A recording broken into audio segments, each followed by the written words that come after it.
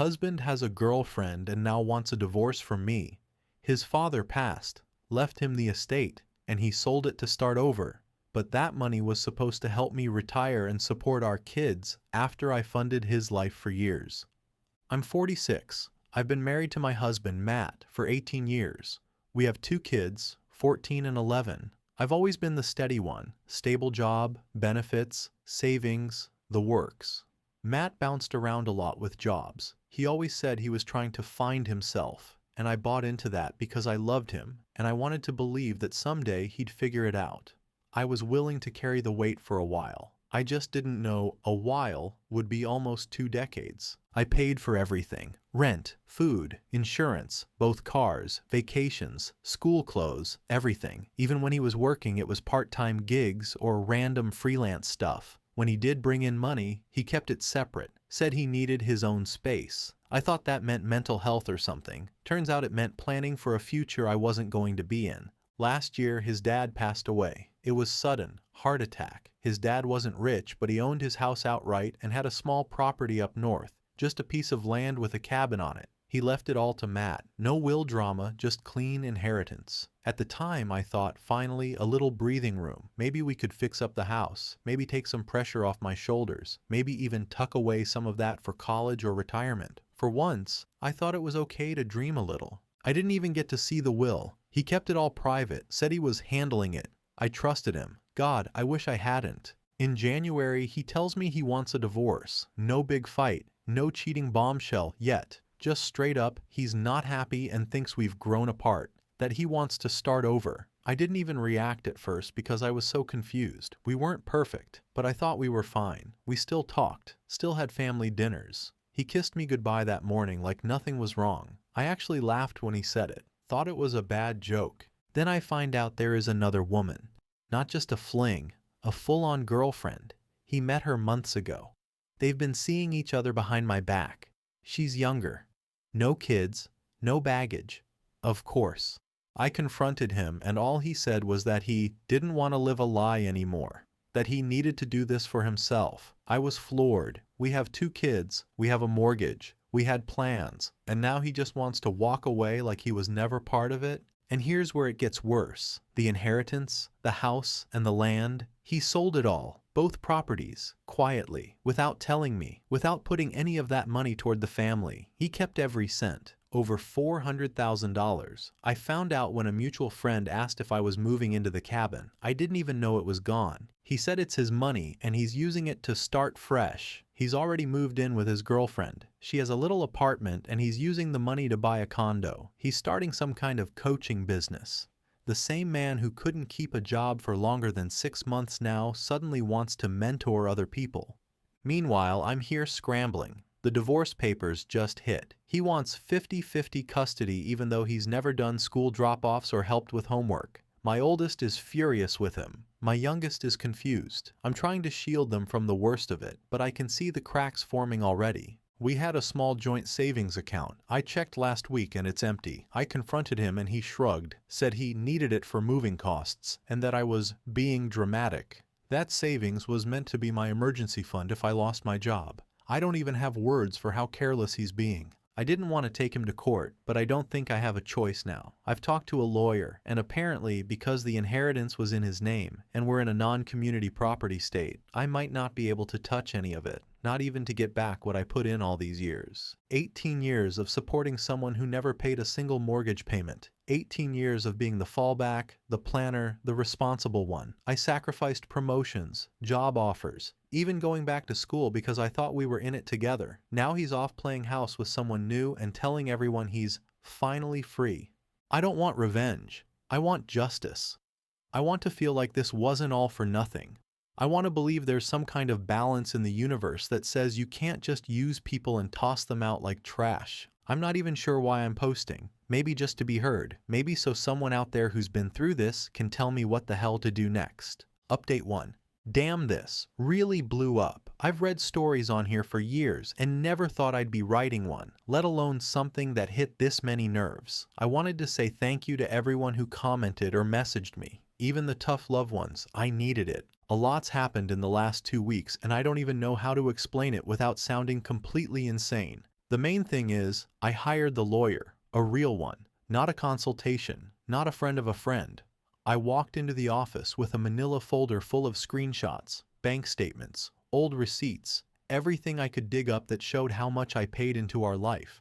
I had to fight the urge to cry in the parking lot afterward because it felt like the first time in months I actually did something for me. Here's what I found out. My lawyer says, while I probably can't touch the inheritance itself, I might be able to go after a portion under something called unjust enrichment. Basically, if I can show that I funded his life while he hoarded what little income he made, and now he's using that windfall to just walk away, there might be a case for reimbursement or at least spousal support. It's not a slam dunk. It depends on the judge. But it's something, and that's more than I had before.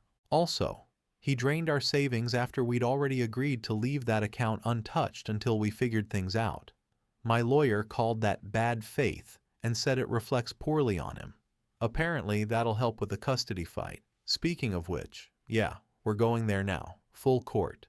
At first I didn't want to drag our kids through it, but then last week my youngest told me daddy's new friend made them dinner and asked if they wanted to call her their bonus mom. I almost threw up. He's been introducing her to the kids like this is all just normal, like he didn't nuke their family 3 months ago. My daughter cried herself to sleep that night. That was the moment I stopped trying to be the nice one. He's acting like this is some kind of midlife glow-up. New place, new girlfriend, new job. He's been posting these cryptic, inspirational quotes on his Instagram like, sometimes you have to let go of the old to step into your true self.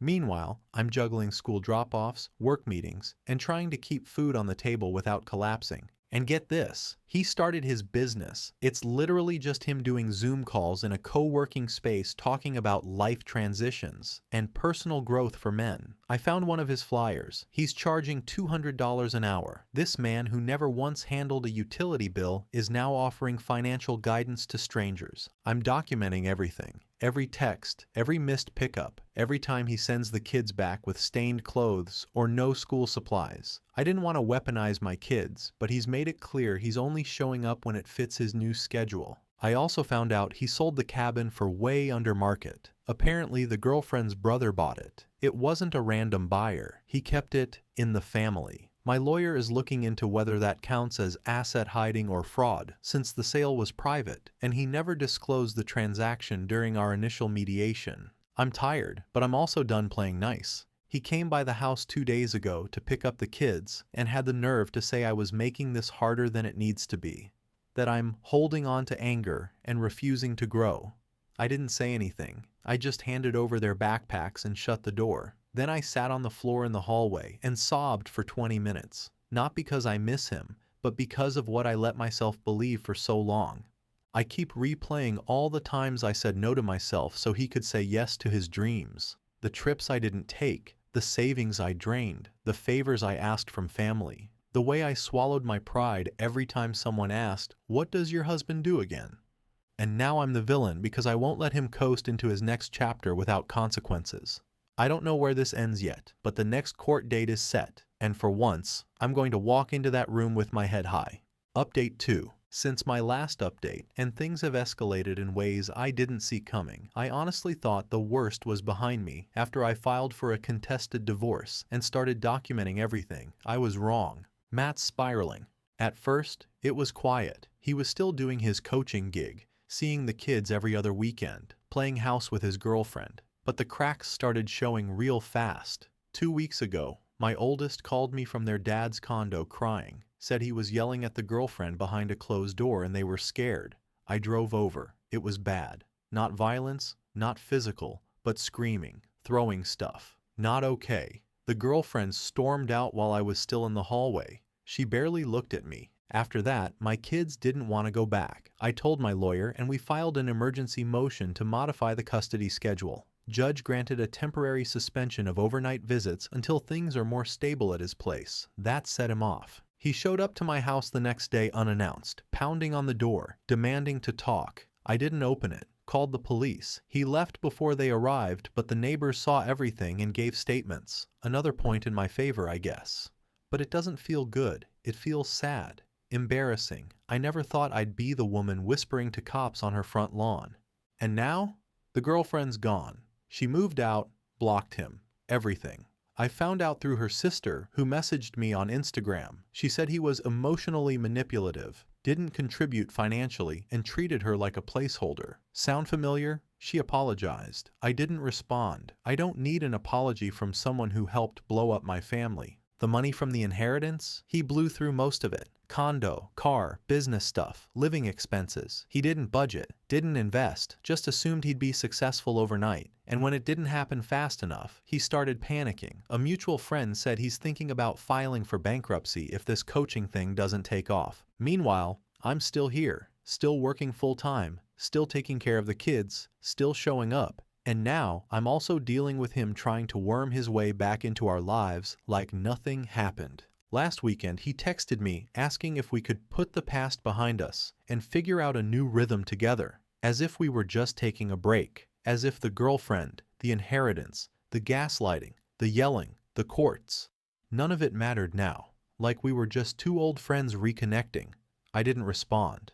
The kids are in therapy now. They're angry and confused, especially the older one. He keeps asking me why Dad changed. I don't have a good answer. Maybe he didn't change. Maybe this is who he's been all along and I just kept covering for him.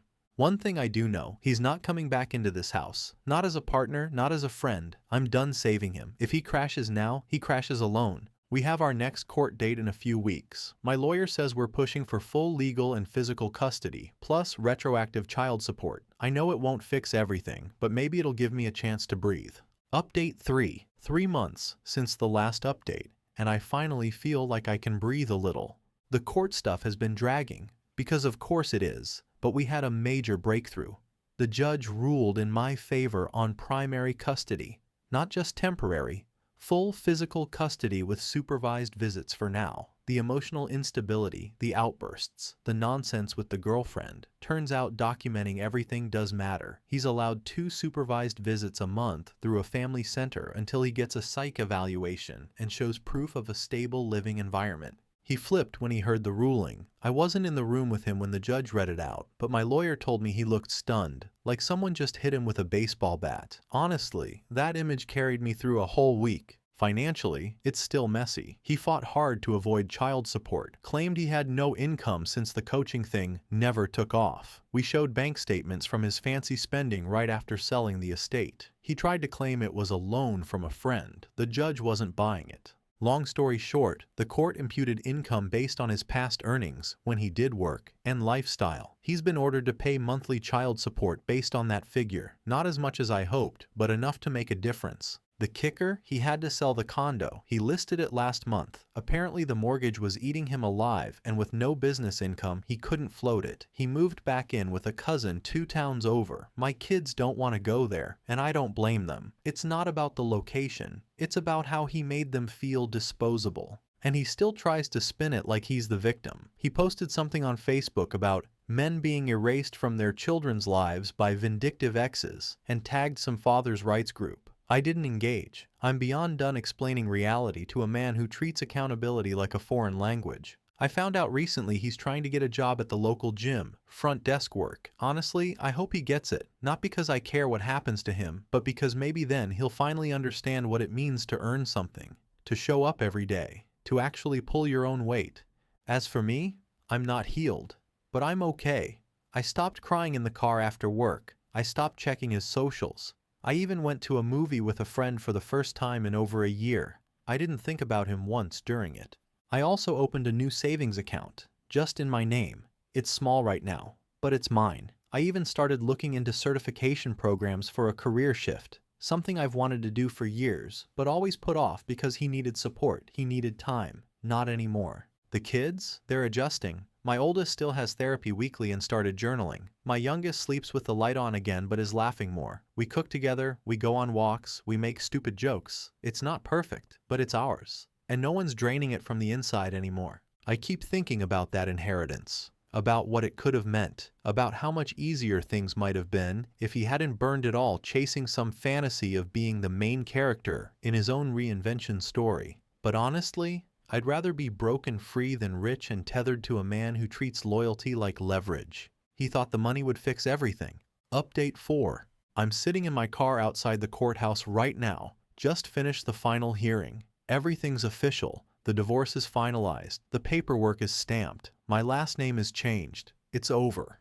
The judge ruled pretty much how we expected. I get the house. It's in both our names, but I proved I paid the mortgage solo for over a decade. He wanted me to sell it and split the profits. My lawyer shut that down hard. I get to keep it, but I'm refinancing under my own name now. It's scary, but it's mine. No more shared anything. No alimony. Judge said because of the inheritance, he wasn't financially dependent on me. That stung. I spent years paying for his life, and I don't get a cent back. But I got full legal and physical custody, child support, and peace. That's worth more than his money ever was. He didn't say a word in court, just stared at the floor.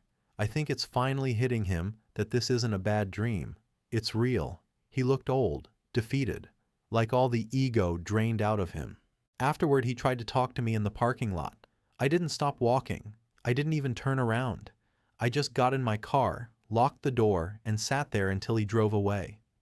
This whole process took 8 months. 8 months of lawyers, forms, court dates, supervised visits, late-night panic spirals, financial gymnastics, therapy sessions, and trying to keep my kids from crumbling, all while holding down my job and pretending to be fine in front of people who'll never understand what this kind of betrayal does to a person. I started this journey thinking I needed justice, that if I fought hard enough, I'd get back everything he took from me. But that's not how this works. You don't get back the years. You don't get back the sleep, the energy, the trust. You don't get reimbursed for lost dreams. You just move forward. The money is gone. The marriage is over. My future looks nothing like the one I spent years building. But it's mine now, and that means something. I'm still scared. I still don't know how college payments are going to work, or what happens if I get laid off next year, or how to explain any of this to my kids when they're older and start asking harder questions. But I've got the keys to my house, 2 healthy kids upstairs, and a future that doesn't have to include begging someone to love me the way I deserved.